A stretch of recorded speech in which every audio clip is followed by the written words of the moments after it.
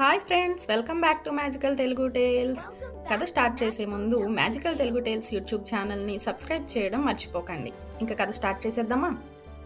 అనగనగా ఒక అందమైన కొలం దగ్గర ఎన్నో చేపలు, కప్పలు, ఎండ్రకాయలు ఆనందంగా జీవించేవి.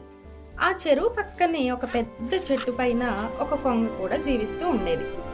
ఆ కొంగ తనకు ఆకలి వేసినప్పుడల్లా ఆ కొలంలో ఉన్న చేపలను అమాంతం పట్టుకుని వచ్చి చెట్టుపై కూర్చుని హాయిగా తినేది. ఈ విధంగా కొంగ జీవితం ఎంతో సంతోషంగా సాగిపోతూ ఉండగా కొంతకాలానికి ఆ కొంగ ముసలిదైపోయింది. ఇంతకు ముందులా చేపలను వేటాడి తినేంత ఓపిక కొంగకు లేకుండా పోయింది. ఒకరోజు ఆ కొంగ ఒక మోసపూరిత యుక్తి ఆలోచించి చెరువు ఒడ్డున దిగులుగా నిలబడి కన్నీళ్లు పెట్టుకుంటూ నటించడం ప్రారంభించింది.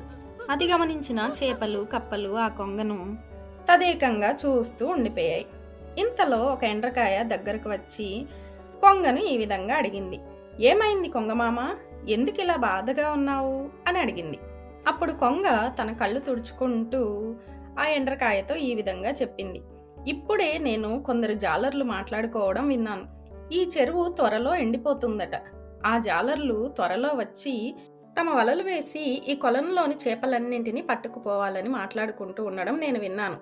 మీరంతా ఆ వలలో చిక్కుకుని ప్రాణాలు కోల్పోతారని బాధతో నేను ఈ విధంగా ఏడుస్తున్నాను అని సమాధానం చెప్పింది. కొంగ మాటలకు భయపడిన చేపలు, ఎండ్రకాయ కొంగను ఈ విధంగా అడిగాయి.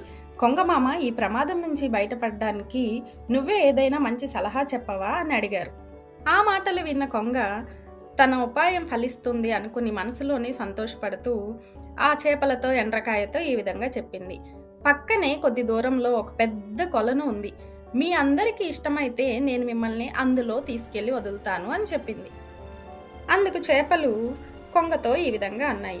మమ్మల్ని అందరినీ నువ్వు అక్కడికి ఏ విధంగా తీసుకెళ్లగలవు కొంగమామ అని అడిగాయి. మీలో ఒక్కొక్కరిని ఒక్కొక్క రోజు నా ముక్కుతో కరుచుకొని పోయి ఆ కొలంలో వదిలిపెడతాను అని చెప్పింది. అలా కొన్ని రోజులకు మీ అందరినీ నేను ఆ కొలనుకు చేర్చగలను.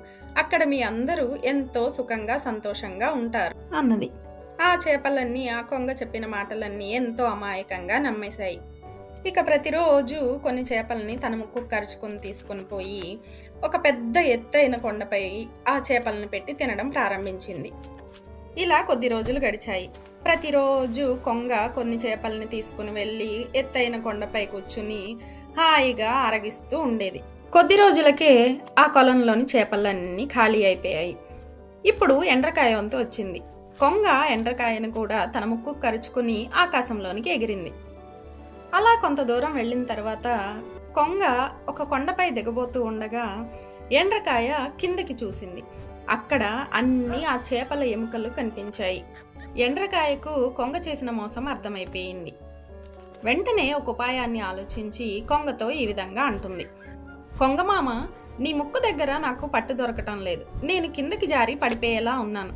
నీ మెడ దగ్గర అయితే నేను నిన్ను పట్టుకోవడానికి చాలా అనువుగా ఉంటుంది అని చెప్పింది. కొంగ ఆ మాటకు అంగీకరిస్తుంది. వెంటనే ఎండ్రకాయ కొంగ మెడను పట్టుకుంటుంది. కొంగ ఆ కొండపై దిగబోతూ ఉండగా ఎండ్రకాయ అతను చూసుకుని తన కత్తెర లాంటి కొండెలతో కొంగ యొక్క గొంతును గట్టిగా నులిమింది. దాంతో కొంగకి ఊపిరాడక కింద పడి తన ప్రాణాలను కోల్పోతుంది. తెలివి మరియు అప్రమత్తతతో ఎండ్రకాయ తన ప్రాణాలను కాపాడుకుంది. మోసం చేసి జీవించేవాడు చివరకు తన మోసానికే బలవుతాడు అని ఈ కథ మనకి నేర్పిస్తుంది. ఈ కథ మీ అందరికీ నచ్చింది కదూ? ఇలాంటి మరిన్ని కథల కోసం మ్యాజికల్ తెలుగు టేల్స్ యూట్యూబ్ ఛానల్ని లైక్ చేయండి, షేర్ చేయండి మరియు సబ్స్క్రైబ్ చేయండి. Thanks for watching magical Telugu tiles.